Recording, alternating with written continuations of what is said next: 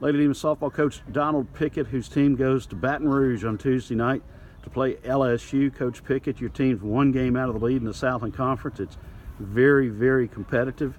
Now you're stepping out of conference play and going to play, obviously, a very powerful opponent. Talk about the matchup Tuesday night. Well, LSU's got, they got a great pitching staff, and they've got a lot of speed in their lineup, and that's one thing that we're gonna, it's gonna challenge us to go down there and handle their speed, and then handle their pitching staff and be able to try to keep the games close and make the plays we need to make to keep it close. Because runs are going to be hard to come by because they've got one of the best staffs in the country. So, hopefully we can make the plays we're supposed to, stay in the game late, and give ourselves a chance to come out with a victory.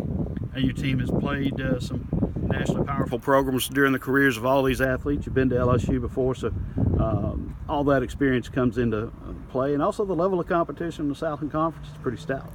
Yeah, I think our schedule's prepared us for games like this. I mean, you definitely talking about one of the top team that finished in the top 4 last season with a lot of returners back on that staff. So, it's definitely we had a lot of tough places that we've played at this year with Baylor and Texas Tech, and they've been on the road also. And then we played down in the fall. In LSU a few times, so I don't think it's going to be something new, but it definitely is a tough place to play just because they're just a very, very good opponent. And you got more kids from Louisiana on your team than in recent memory, and obviously it's always exciting to go play at a Power 5 school, but when you're a Louisiana kid growing up, you get to play at LSU. That's a lot of fun. Oh yeah, and especially we got a lot of South Louisiana kids down in the Baton Rouge, New Orleans area, so there's going to be a lot of people come out and watch them play. That's had a big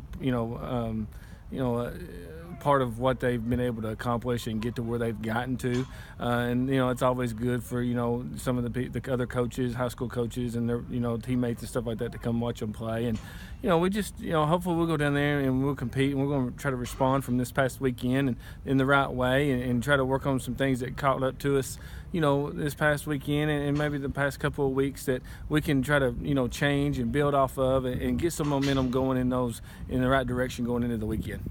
Now, one thing it's unlikely to do tomorrow night in Baton Rouge is rain. It did rain there a couple of years ago when you went down. You no longer have Natalie Landry to control the crowd. Yeah, Natalie's one of a kind, and we got to see Natalie last past weekend, and we've had some fun times down there. We've had some.